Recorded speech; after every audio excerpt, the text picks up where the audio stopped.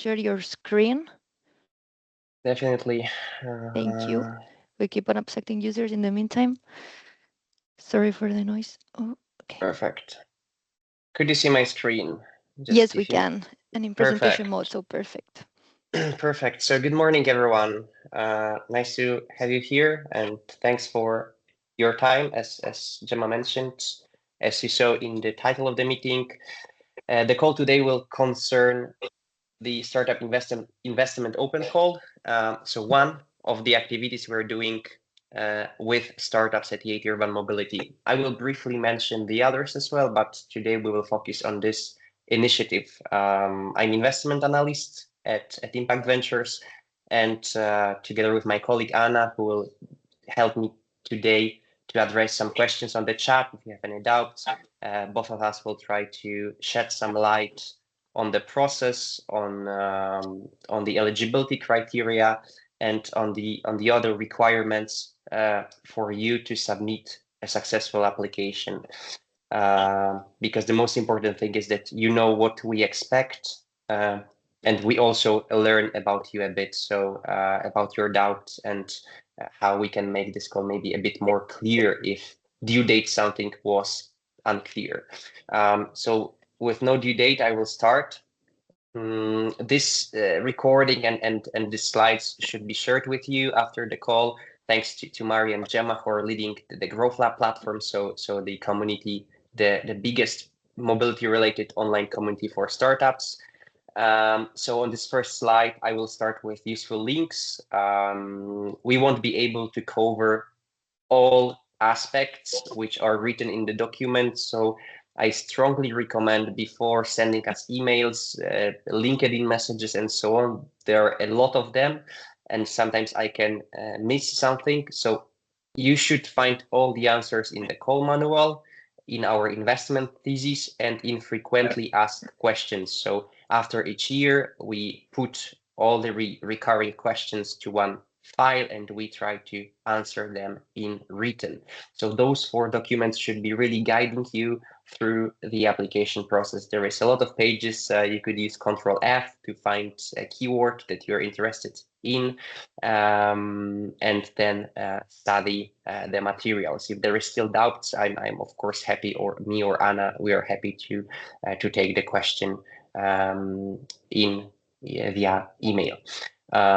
So as a general note, as some of you might be very new to this call and it might be your first touching point with EIT Urban Mobility, EIT is European Institute of Innovation and Technology. So Urban Mobility is one of the branches, one of the 9 branches that is now existing, which is tackling the challenges of livable cities in terms of the transportation, of moving, of commuting from point A to B. There are of course other communities as well, tackling different challenges. Each of them has a bit of similar approach, a bit of similar initiatives, but we are separate legal entities. So if you're interested in maybe other, because you are on the verge of 2 or 3 different communities, maybe you're doing something also related to energy or to materials, I already encourage you to check their websites as well. Just Google search EIT raw materials, EIT food. You will find the result on the first position, because they are doing mostly the same. So if we are investing, they are investing as well. In brief, what we are doing in Impact Ventures, so you also have a bit bigger perspective on the other legs of our daily activities, apart from investments, which I will be discussing shortly, briefly, in detail. We're doing 3 other things. So we're trying to cover the whole startup journey, starting with education. So we lead programs and we participate actively in events where we try to interact with the ecosystem. Meaning programs, I refer to our accelerator scale-up programs, which we also have competitive open calls, and we run 1 batch per year. So next year, March or April, we will open the call. You could also apply if you are interested in a more structured and knowledge-centered activity. On the other hand, so not only to educate, we also apply the innovation. So we run pilots with our partners. So EIT has a big network of different partners. So we cooperate with cities and industry, and we let the startups to gain the ground experience with working with one of our partners on deploying the solution and gaining the relevant experience. And of course, then we invest in the best startups. There is a process which I will describe. And after the investment, we provide a growth support. So it's not only the cash part, it's also the catered work which we do one-on-one, thanks to our portfolio managers who are contacting startups on a daily basis. And we try to facilitate startups their daily activities. So try to connect them to investors, trying to bring them to relevant events, even trying to sort out some legal problems if we can, if we are aware of them. So moving forward, this is just the bigger slide, linking different initiatives, programs to the stage of the startups. We start very early, even with our master school, and hopefully we end as late as an exit, a successful exit of the startup, which can be done in many ways. So as I said, investment call is one of the themes, one of the activities we're doing at Impact Ventures. It's a continuously open call. Probably you may have seen the call in the past as well. You may have identified a keyword which is called cutoff date. So the call is open all the time. At certain points, we take all the applications, we assess them, we select the best ones, and then we start a negotiation phase. So the next cutoff date, the one that is concerning today's webinar, is 10th of January. So 1 month and 4 days from today. Again, we will close the call for this past 4 months because the first day of submitting the application was 7th of September. And we will start the evaluation process. This is probably the most interesting slide, but then it will come a couple of slides of explanation. So of course, I need to show this because maybe this is the catching eye point. Our capability is to invest up to 2 million. Okay, so as an early stage investor, we have a certain capability to support European mobility ventures. Of course, there is a couple of buts, and already at this point, I can say that the first check is between 100 and 300K. Because doing this for years, the biggest question or complaint that I get is always, but you said you invest 2 million. So again, I will do a quick highlight here. It's up to 2 million. And in this, I understand that this is our cooperation with startup throughout the years. So we start with a smaller ticket. We try to see if there is a chemistry between EIT and the investee. If yes, we do a follow-ups. It of course depends, which I also mentioned, it depends on the size of the round, of the absence or presence of the other investors, of the traction, which we also look for. It's not that we deploy money regardless the financial results, regardless the growth, regardless the milestones. This is all written down in the contract, and the next phases of investments, they have some milestones to be reached. But in theory, the highest ticket is 2 million. So today there might be some startups, some of you that are at a later stage. You might be also interested in this. So if you're doing a Series A, we probably also will be able to chip in because we are able to do this. And of course, if you are doing seed, pre-seed, if this is your first round, it's definitely interesting for us as soon as you're related to mobility, you have a strong use case in mobility, and you meet the eligibility criteria. Um, Before going into the specific requirements, I would like also to make three important points regarding EIT, regarding EIT Urban Mobility itself. So just to also set the grounds. Um, as an organization, as an EIT Urban Mobility, you could see us at many events, working with many types of organizations and doing different types of activities. We're public-private. It means that many of our activities are sponsored or co-funded by European money. But also we have our private part. And private part means that we do not invest, or we invest actually money of someone, and we need to provide a return on those money. So our goal is to become financially sustainable. It means that we're not a fully public organization. This is why we run a call where we select the best startups. It's not a grant, it's an investment.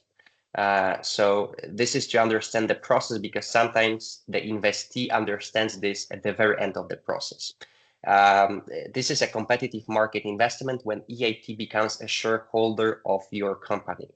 So this is to be clear, and this is something that should be understood before even starting submitting your application, because otherwise at the later stage we must just go our own ways.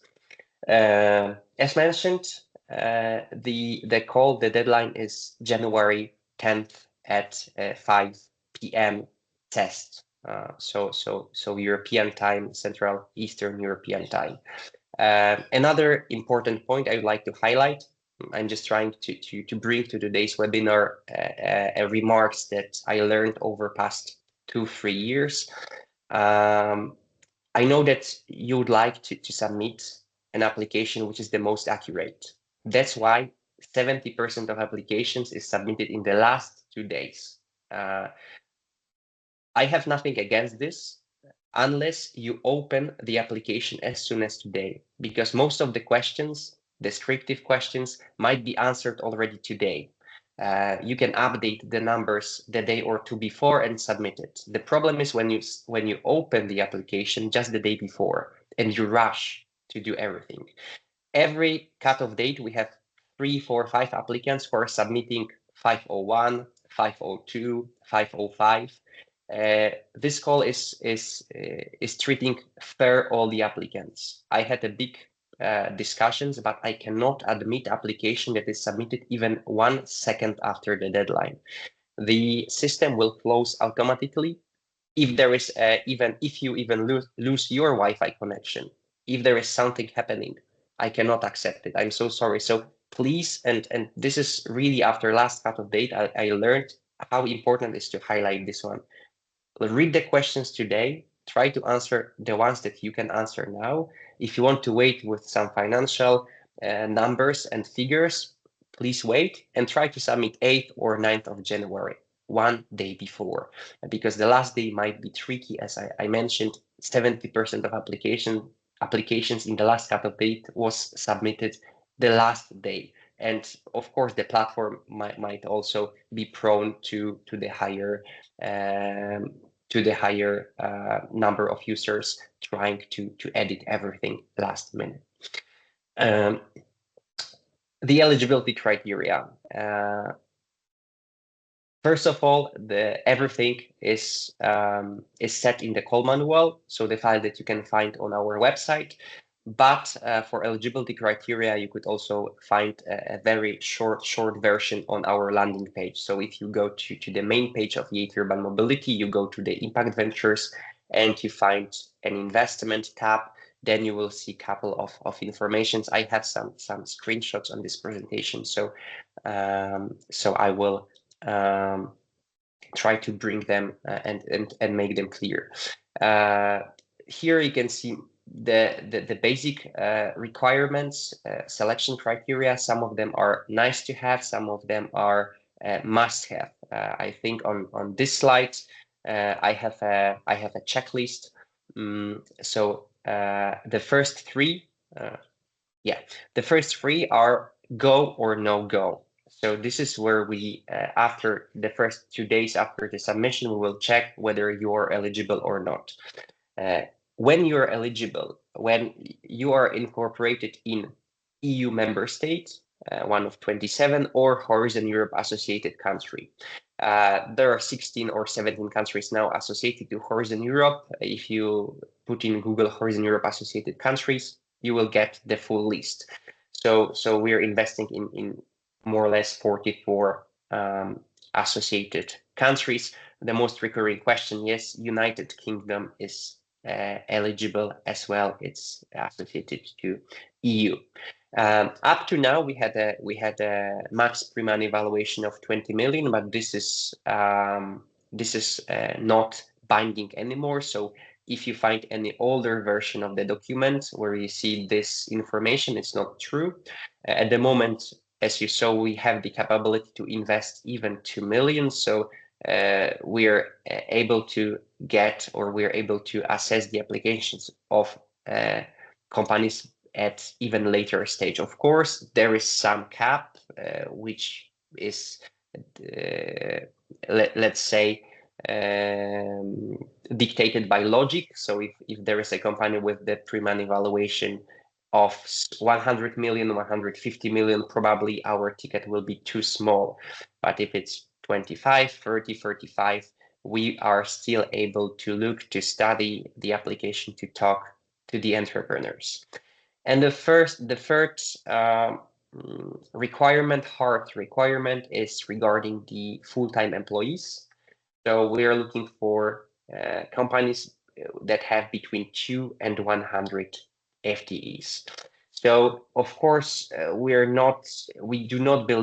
simply do not believe that one person can lead the company. I mean, company have a technological part, marketing part, a legal part. There is no way that, in my opinion, and in opinion probably of my team, that one single person can be that brilliant that will be able to cover all of these roles. So at least two people should be involved in the company. And meaning FTEs, it might be 4 people, for instance, working half-time, right? Because I understand that many of you at early stage, you're just having maybe other responsibilities, you're just trying whether this is the right way. So it's not that there must be two like physical persons, right? It might be 4 or 5 people, but the overall commitment should be of 2 full positions. And the upper part is 100.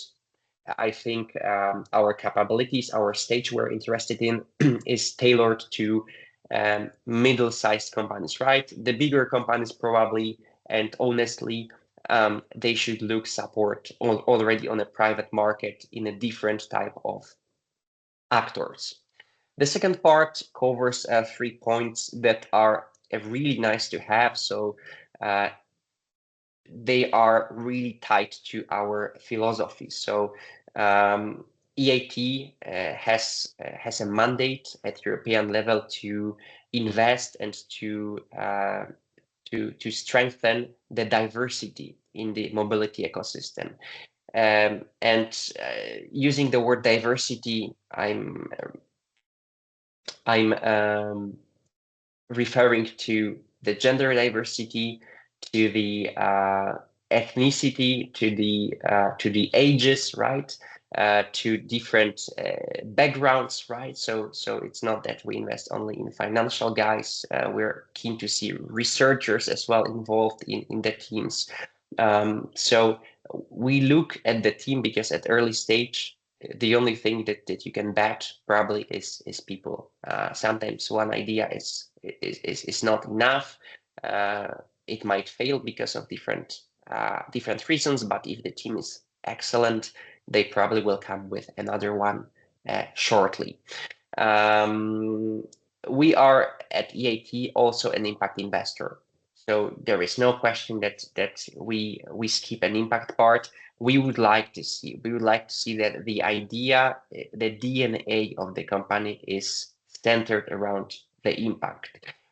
We're not looking at the brainwashing statements or brainwashing numbers. We're looking at the DNA at the core of the activity. We have our tool, which is Upright, the tool that uses 200 millions of scientific publications. There is a big engine which helps us to assess whether the company, the resources that you use, the sector that you work in uh, is creates a positive impact, neutral, or more towards negative. And if negative, if there is a way to change it, because of course at early stage sometimes something needs to be done fast, shortcut, or cheap.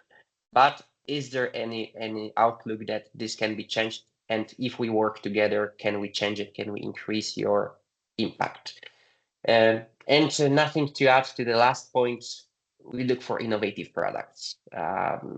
Probably if there is another X idea of something that is already existing and working well, it's beyond our interests. So we try to look for something that will be really game changing, and where the money of private investors, but also taxpayers, because we're a public organization, should go. Um, it might be a technological innovation, but it also might be a business model innovation. So the word innovation refers here to the different phases of innovation. Yeah, here I'm just repeating myself, but in this slide I've added a very important point. Uh, the correctly submitted application. This is something I would really like to put emphasis on as well. I will repeat it at the end of this call. 60% of applications are wrongly submitted, unfortunately, and wrong submission means uneligibility. Maybe for me it's a good information because of a few hundreds of applications I have a bit less to read, but in your application form I will maybe open the application form live on the Our Course platform. Next to each question you have a help text. Please read the help text, because sometimes we're asking for just a number. We're asking to provide a short description of one sentence, and there is then a wall at 2 pages of text. We're asking for concrete number, and then we get different answer. Then the second part, English. The submission should be made in the official language of EIT Urban Mobility. Me or other experts, some of us know more languages, but of course each applicant should be treated fairly and in the same way. So even if I know French or Spanish, I could not accept such an application. I'm so sorry. So please be aware that attachments, pitch decks, any other documents, they should be translated if needed. There are some exceptions. I understand that we ask for incorporation certificate of your startup. This is fine. Incorporation certificate could be submitted in your own language. We ask you for some financial accounts. If the file is only about the numbers, it also could be submitted in your language. There will be just a title of the table that is maybe in different language. It's fine. But also what I encourage you to do is just to use a Google Translate. So you don't need to have it sworn translated. If there is a very little text to translate, the document is mostly about numbers, just use a Google Translate or any other tool that you're using. This simple translation is okay. So if I look at the table, I know that this is the revenue for last year and not for last month, for instance. If it's a real language that I don't understand. In other languages, maybe I can make it myself. Here I'm coming to maybe more interesting part. So here is our investment thesis. So the guiding document of EIT Urban Mobility that sets the strategy for a couple of years ahead. And this is pretty important because it will also give you an idea of what we expect from our investment. So as I already said, we invest in European countries or first in Europe associated. We invest usually into 10 to 20. It really depends. I know that the range is pretty big, but it really depends. New investments per year. So we have part of the budget, 30 to 40% as every other professional VC we have secured for follow-on investments, and then we have around 60% for new investments. So 20 new companies are joining us on average, let's say 15 every year to our equity portfolio. Our target equity is 5 to 10%. We at the EIT Urban Mobility, we're a minority shareholder. So our ambition, our main goal is to de-risk the capital of other investors. So EIT as a big organization having a really pan-European network, we would like to facilitate a startup the growth path. So sometimes other private investors, when we talk to them, they are reluctant to join the round because they're unsure whether the company will survive, whether their money are enough. We are at European level, we are here to de-risk the investment, and especially in those countries that are a bit overlooked. So Central Eastern Europe is for instance now our very goal. There are countries that the ecosystem is really weak, and we would like to strengthen it.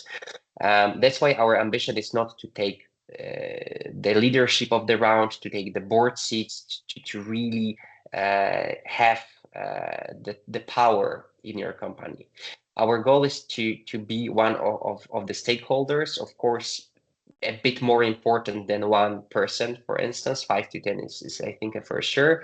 And still be there not only with our capital but also with our knowledge and with our ecosystem. So multiplying on the money that private investors will chip in. Having said this, not sure if I have it in the other slides. I will see. Maybe I can tell it now. So usually what we prefer is to be a co-investor to the ongoing rounds. This will be one few of the questions that we will be asking to you in the application form. What is the goal of your current round?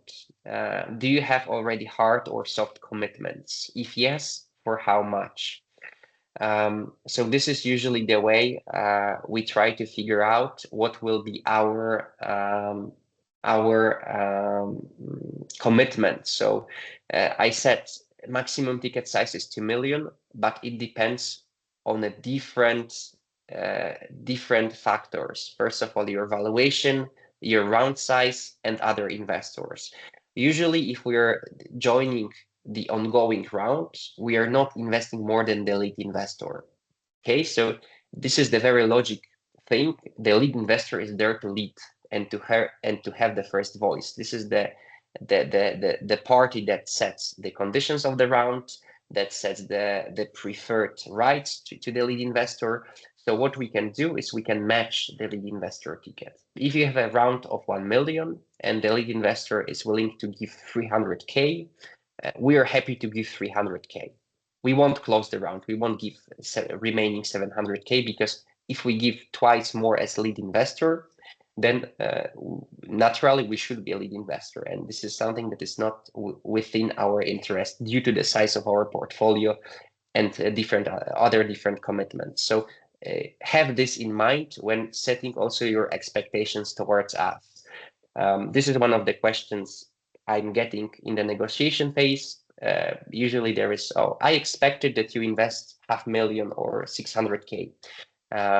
So I'm already saying that this depends on your valuation size of the round, and as well the other commitments. What if you don't have any commitments? It may happen. Do we invest in startups that are not raising at the moment? It is possible.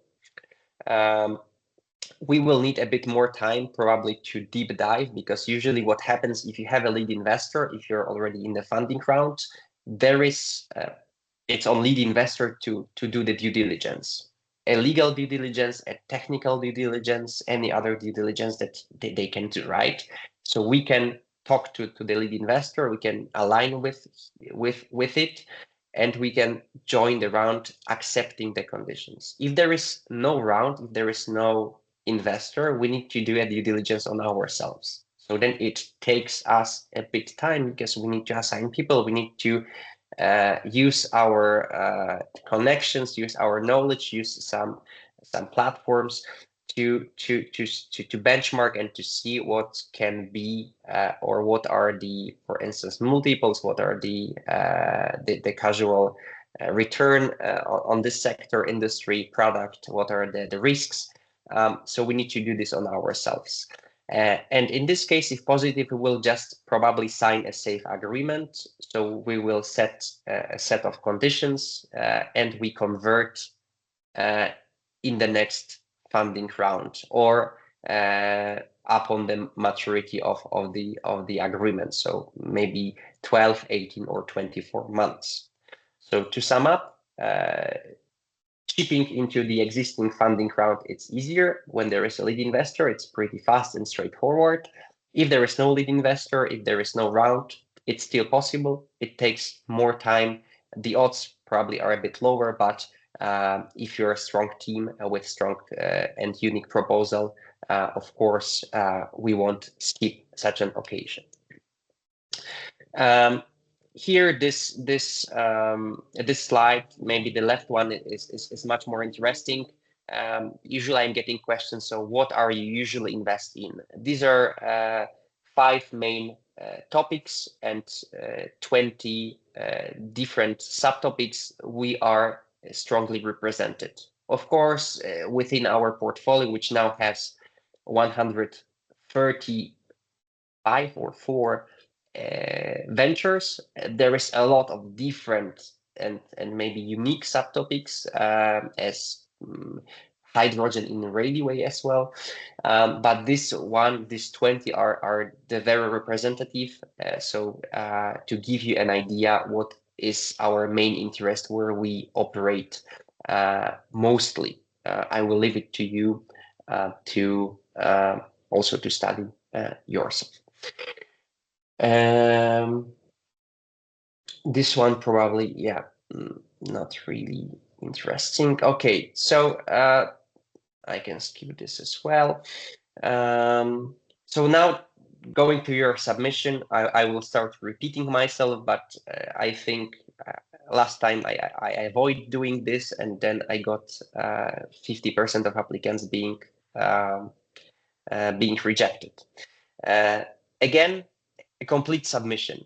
Please, I will again ask you a complete submission containing all requested information. If we ask about number of clients, please tell honestly your number of clients, not the ones that you expect in 2030. This is also happening, right? The thing of investor and investor relationship is honesty. Even if it's a bit bad today, it might be, but we need to know before we start working with you, what should we expect and how we can help you. Because if I read the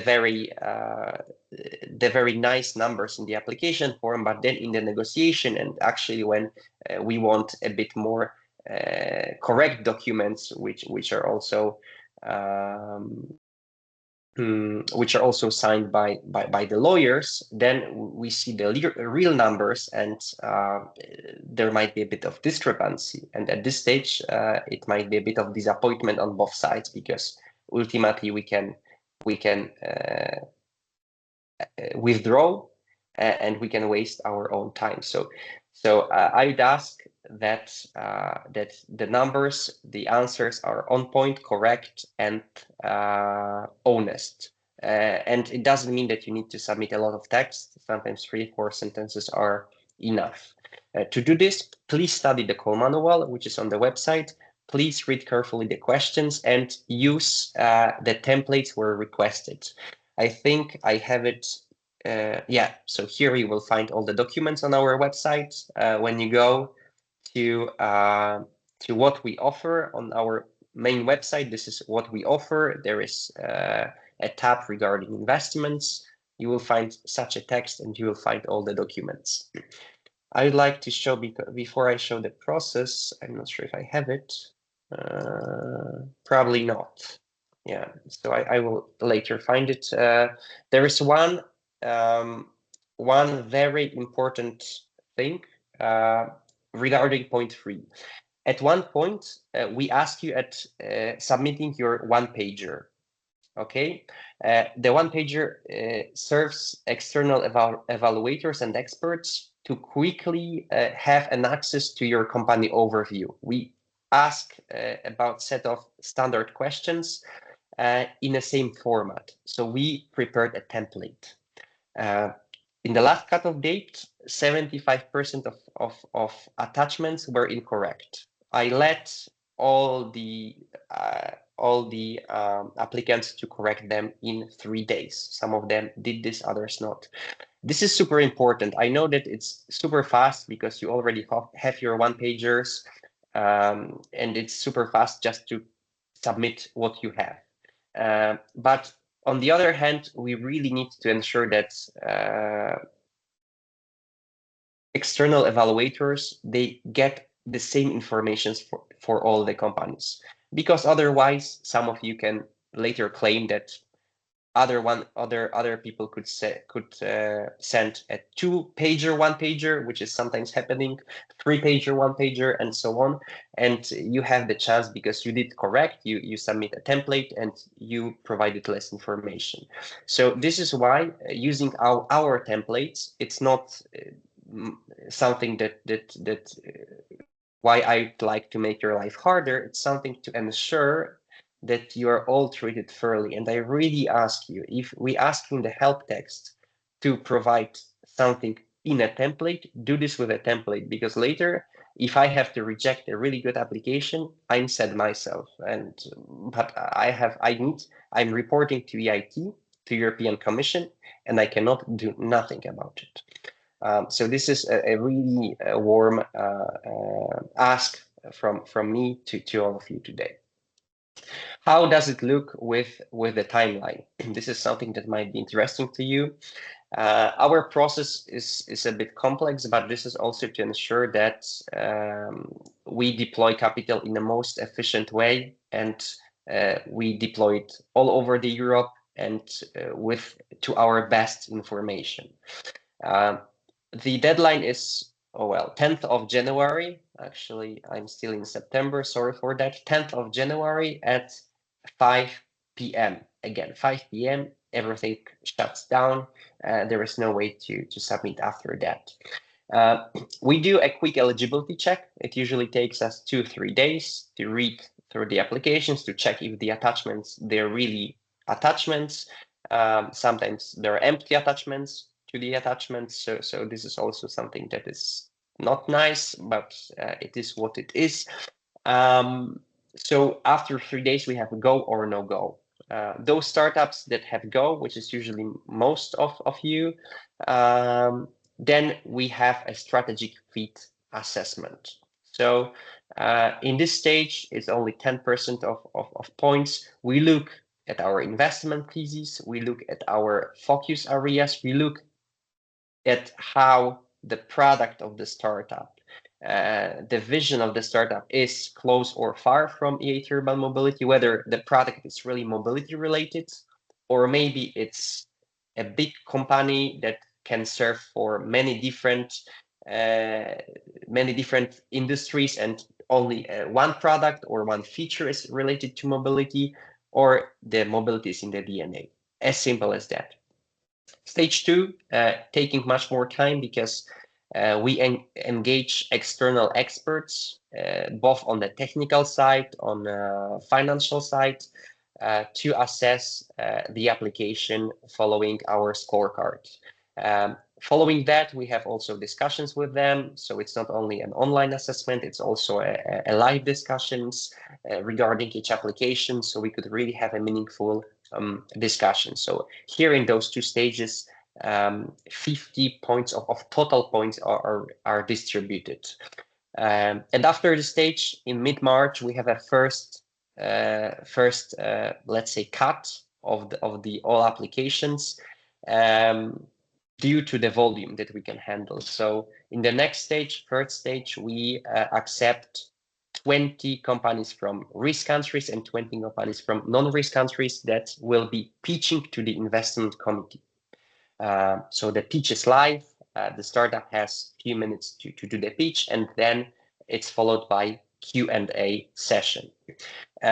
Maybe I will quickly explain. So all countries that we are investing in, they are divided into the countries that are a bit more advanced in terms of ecosystem and less advanced. So something, well, the ecosystem is a bit weaker due to the different reasons: political, geographical, historical, and so on. This scheme is called Regional Innovation Scheme, if you would like to read about this. But basically, risk countries are Eastern Europe, Central Eastern Europe.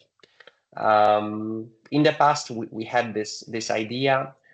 So maybe a small startup from Romania or Bulgaria do not really need to compete in the leaderboard with startups from France or Sweden, where the ecosystem is super strong. There is a lot of investors, and it's a bit easier. I don't say it's always easier, but it might be a bit easier. That's why we divided it. So in the finals, in the pitching sessions, we would like to hear 20 startups from those countries with a strong ecosystem already, and 20 countries from the ecosystem where EIT has a particular interest to be a strong investor.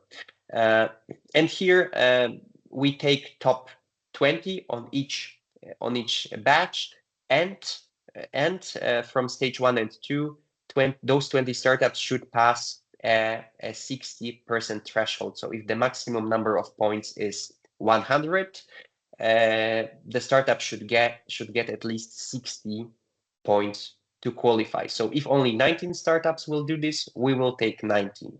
If there is 21, 22, 30, 50, of course, we just take the first 20. I mentioned first stage, investment committee pitching session.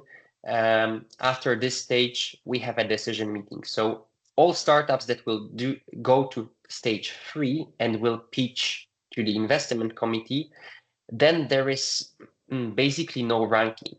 Each investment decision is yes or no.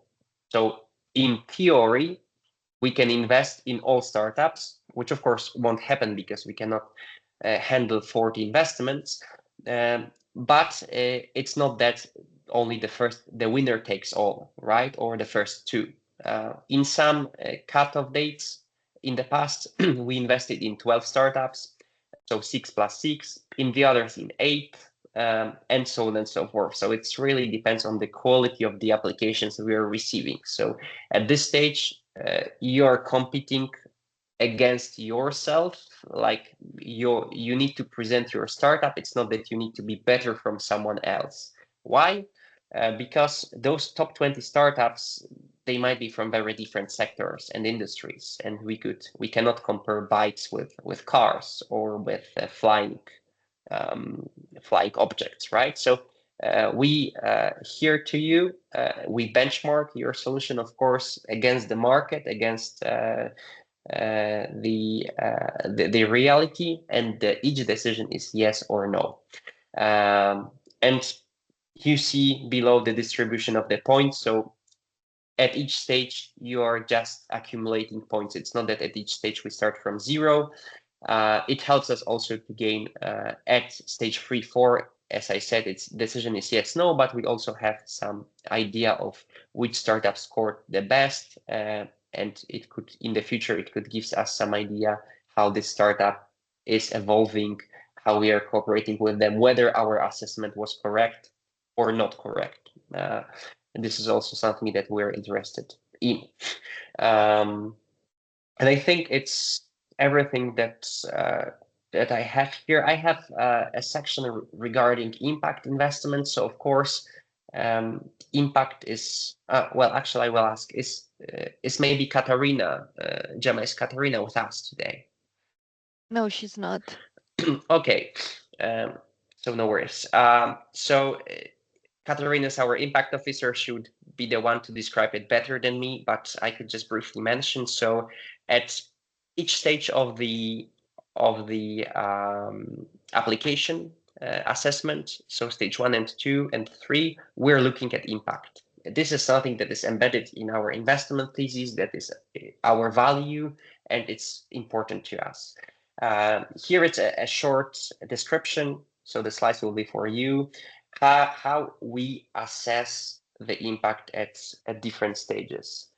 Uh, so online evaluation has a bit different impact assessment, and at pitch, so to the investment committee, also has a bit different impact assessment. And here is how we understand impact. Of course, impact is such a broad topic, and there is no black and white answer. Today, there is a lot of discussions on the European level, even on how to approach impact. There is a lot of guidelines, white books, and so on. So what I'm showing to you now, it's of course not probably the full truth, but this is something that lets us better understand what we are doing. And how we assess the company is we're looking at 4 different phases of impact. So of course, the impact on society, the impact on health of people, on the environment, which is probably the most famous one when we report CO2 saved and so on, and the knowledge. It's also part of impact. So raising the awareness through our actions, it's also something impact is also something important. We use Upright platform. It's pretty interesting tool for all our equity portfolio. They have free access to this. They are doing a pretty good reports, of course, depending on the input. So the better you describe the company, the more details you give about your daily activities, the better they profile you. But basically, they profile on those 4 different phases. They profile the net impact of the company, which might be from -100 to 100. And based on this, we know where the company stands and, of course, what can be done. Because maybe at the application form, it's not important that you really try to color your impact and to brainwash us. It's to see where you are now and what we can do. So the platform could tell us, okay, maybe the low-hanging fruit is here. If you change here, you will be much more impactful company. So this is something that we are using a platform, Upright platform, to have the very first assessment. Pretty broad, but also pretty interesting assessment of the company. Of course, the Upright is using as well the alignment with SDGs, and this is also something that we try to discuss and use at the pitches with investment committees. So, what is your impact vision and contribution? Where are you now, and what are the next steps that you're planning to do? Well, what might be your positive impact to our main goals at EIT Urban Mobility? And as a very tangible example, I could give you a very great example of one of our equity portfolio companies without disclosing the name. This was a company that we invested. They were pretty open that at the moment when they applied to us, they assembled most of their products in Asia because of the costs and because of the cost of materials and the workforce, right? But they set a goal with us that in 2 years the production will be entirely bring to Europe, and they did it. What I would like to say here, it's not for me, for us, it's more important than you being ideal at the moment of application. You never be ideal, right? There's always something to do. For us, the most important is to see where are you now and what are your plans, what are your next steps, and where do you need our help. So when you talk with the investor, better than for money, you ask, for help in doing this and that, which is of course done with money. So that's why we invest, because we would like to help you doing certain things. But if we know what we need to help you in with, then we are maybe more convinced to invest. Yeah, this is couple of slides. So here the last two slides, I will leave you a couple of names because often you are asking as well. So what is the example of the company you're interested in? So here 25 names, our brilliant equity portfolio ventures, brilliant teams. I'm always saying these are just the names, but behind each name there is beautiful souls, entrepreneurs, very bright minds. You could check what they are doing, and probably you will understand why we invested in each and single of them. So I will leave it to you, some of the numbers as well, summarizing our activity in the last almost 5 years by now, and hope that some of you will be our next proud investees. So I'm leaving it here now. I think, yeah, I took a bit more time than expected, but I hope I was able to expect everything. And thanks on behalf of me and Dana. And if you have any questions, pretty happy to address them now. Thank you, Mateusz. Yes, there are a couple of questions in the chat. I think Anna already answered a couple of them, so thank you, Anna, for that. I don't know if you have access to the chat or do you want me to read them out loud? No, I have, but I will. Okay. So, Okay, there's yeah. About the video recording, I think Gemma and Mario will make it available through Growth Lab, right? Yeah, exactly. We will publish it in the Media Center in Growth Lab. We will send you the link also afterwards in an email. Yeah, so quick one. There is a question from Gunters. How can I check if my previous application for investment open call was well received and checked? For each application, you should have got a feedback. We don't leave applicants uninformed. After each stage, we inform whether you went to the next stage or not.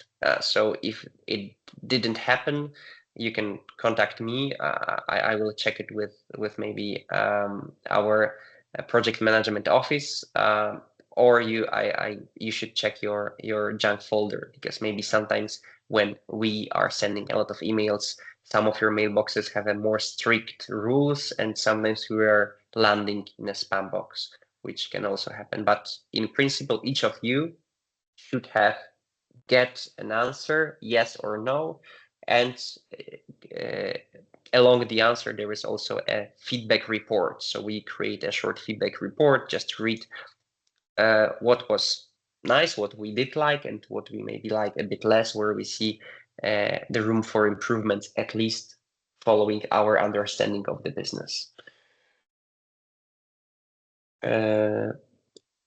Question about TRL level. I think that the minimum. Yeah, Yeah. I will read you the questions that I didn't answer in the chat. So TRL level is between 3 to 9. So pretty much everything. Then the next one is, I note the need to follow the process. Only a complete submission is eligible. Read all call manual info, etc. Can we chat first to shortcut the potential match between us and avoid any potential lost time? You can always reach out to the investments at eitUrbanMobility.eu. And if we have the time, we can jump on a call. Or if you are part of the Growth Lab, I don't know, Mateusz, if you are still doing this, running this monthly calls where we assess which of the calls that are currently open could match your startup better. But we strongly recommend, because we receive over 200 applications every time, so it's impossible to run these one-on-one assessments specifically. So our recommendation would be to read the call manual and see if your startup, or also after what Mateusz just explained during the webinar, matches what we are looking for. Mateus, you know more about the numbers, so how many valid applications do we usually receive? And by valid, I understand it might be eligible. So after we check the attachments, right? Yeah, it's any number between 120 and 180. So of course the ineligible are much more, but sometimes these are stupid mistakes. That's why I'm telling it to you. I'd be really happy, although I will have to work a bit more to receive 500. But for this, I need you to really submit correctly, and I'm just looking for um, for on the platform. Maybe I will share my screen for 1 more minute. If I go here, so here I'm on the Our Force. This is the application that you will see. Okay. First few tabs, very basic information. Just input your number. As I said, each question has a help text. I was trying to make it very plain, understandable words to understand how for you to understand the question, right?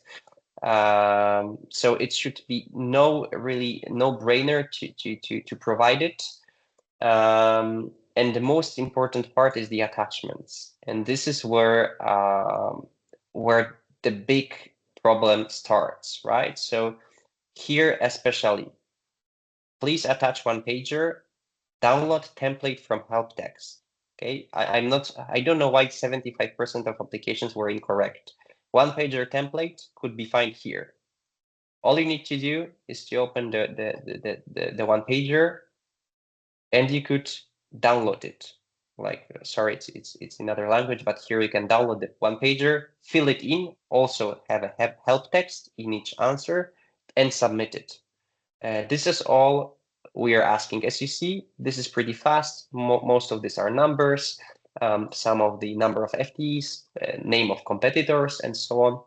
Also pretty fast, but following the rules, and as we report to EIT and to European Commission, I need to have the correct attachments. So I really ask you, maybe the call manual is for your interest. There is a lot of interesting information regarding the process, but for the application, if you read all the help text here, it will be already beautiful, and it will facilitate my work a lot, because then I will need just to reject your application. You probably will try to convince me that I shouldn't, but I will tell you that I have to. So this is it. Back to the chat. Okay, I answer the question about Swiss startups. So up until today, we haven't invested in any Swiss company yet. The cumulative amount, I'm sorry, stated in the call manual, it's per startup. Since we are already at the end of the business plan, because the business plan was 2023 until 2025, so this call will close already at the end of business plan. This amount is the maximum you may get out of this call if you are a Swiss startup applying to the investment open call. If you hadn't applied, for instance, in one cutoff from 2023, you could have got half of it and now another half, but this is the maximum amount you can get in these 3 years. So it really depends on the interest of the startup, whether this matches their needs or not.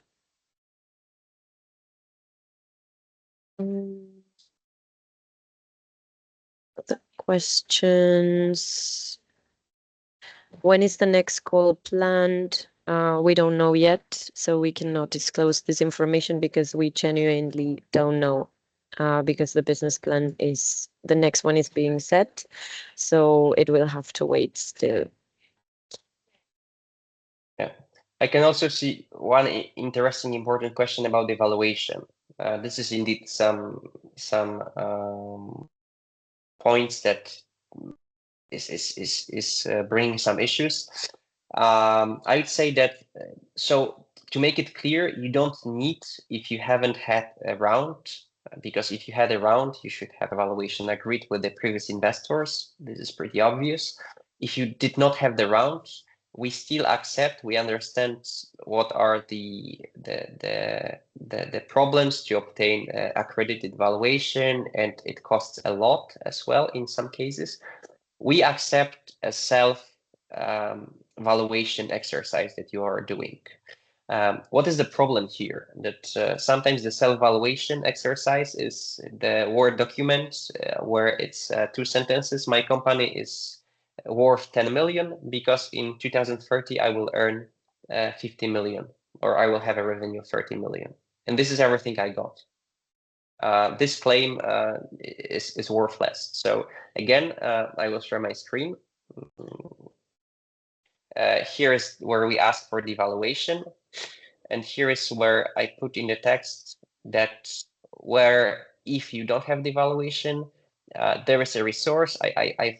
From many resources I've read in my life, I think I found this one a really nice resource. There is 8 different valuation methodologies provided here. So you could try to follow one of those, and you should prepare an Excel and try to justify, try to show us what is your evaluation and based on which assumptions.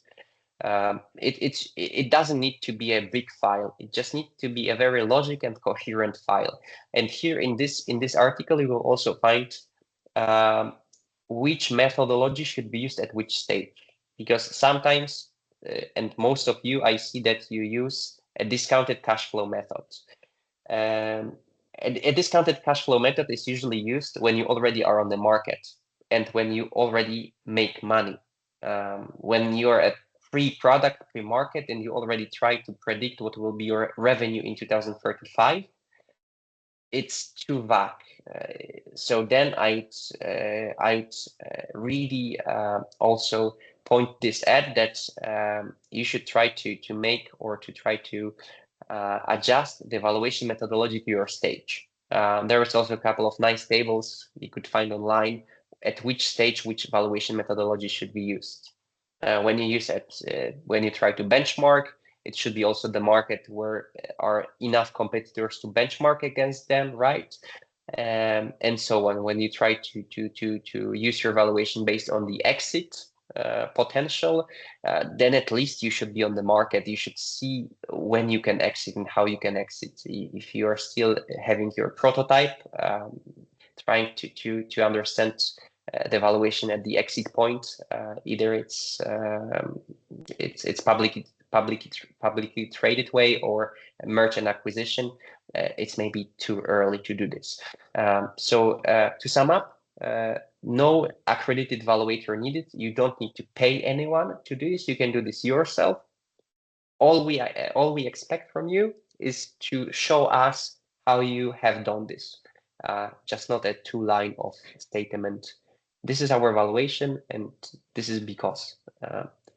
Yeah. So I hope it also helps you. And I'm back to the chat. Anna, do we have any more questions? Because we're a bit over time. Yes. Maybe about the minimum ticket size or the usual ticket size that we do on our first investment. By average, we can say it's around maybe in the last batch that we had, it might have been around the 200K. But it is true as well that in the previous batch of 2024, there was a valuation cap between 8 and 20 million.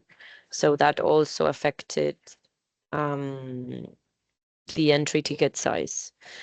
But for this new batch in early January, we've modified a few of our investment thesis criteria, such as the target equity, which has increased.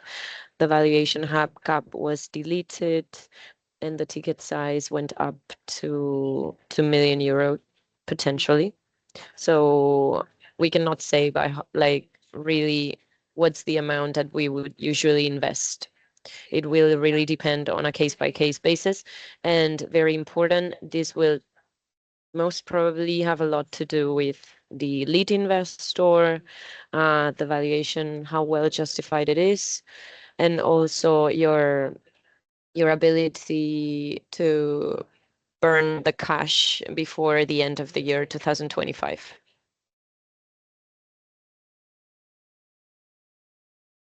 I Perfect. think Thanks, Anna. Yeah, that's it.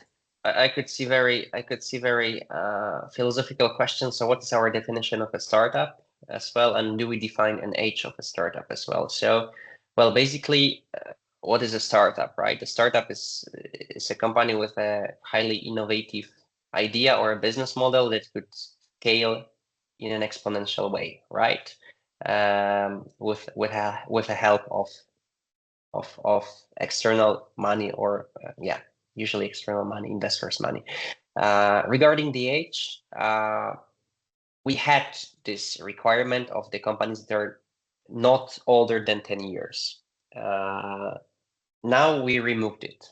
And this was because we had a couple of companies that were older than 10 years, but they pivoted.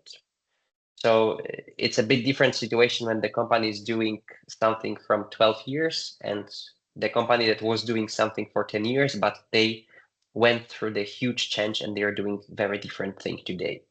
And apparently, if we set one rule, we need to apply it to everyone. That's why we decided to remove the age cap. But of course, we are looking at the age of the company. The first question, if you're on the market 8 years and you still haven't been able to scale, the first question is why? Is it because of the market? Is it because of the team? Is it because of any other difficulties? So apparently, and I must be honest, the age is not playing on your advantage. Okay, so the more years your struggle to raise your first round, of course, the more questions from the judges you will get around the age. Of course, there are some certain cases where this is a research intense project, maybe even deep tech. So here you need a lot of years first to do the lab work and then to build a product and then to go to the market. But usually the more years you are already operating, the more curious and the more suspicious the judges, evaluators are about what have been done in the past years and how many more years do we need to wait for you to be scalable. So this is in short. No, okay. There is a question regarding investments in India. It's not our interest. We are a body of European Union. Our full focus is on strengthening the European ecosystem. So we probably, I cannot say for sure because if I say it, it might be different. But probably we won't be investing outside Europe and Horizon Europe associated countries in the near future. I think that's it. As Anna mentioned, and I know it's from 4 minutes ago. The for now only the 10th of January is the only cutoff date in 2025. Then we will see how we will solve the issue because, and this is maybe also important to explain in short to you. The investment is tied to the business plan of EIT Urban Mobility, and our business plan is until the end of next year. So the investee should be able to use those money by the end of the business plan. So the money are working and the money are used, the money are helping the ecosystem to grow. So if we invest in January, still the investee has 11 months to use those money. In any other cutoff date, the time might be too short. So probably we will be waiting for the next business plan, 2026, 2028, to define how we would like to invest. It might be the same call as now. It might be a bit different call with a different rules. We don't know it. By now, we work both internally and with external investors, maybe to create some other vehicle, maybe some syndicates to invest together. So this will be followed up early 2025. Okay, for now I will close the call because we're 15 minutes past, and I know that probably some of you have other commitments. I'd like to thank you very much for your attendance. I hope I was clear, at least to the point that you will be able to submit your application. And of course, happy to connect with you and to help you further, me or Anna. I think Anna can explain better than me, so don't hesitate also to contact her. And waiting for your applications. And I will already use this opportunity to wish you all great December and the holidays that are ahead of us. Much appreciated that you joined today. Thanks a lot, and back to you, Gemma. I'm not sure if you have any last words.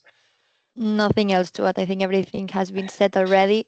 We will share the presentation with all of you and the recording, and that's it. I think we can close it here. Thank you, Perfect. Have a nice Thank day. you. everybody.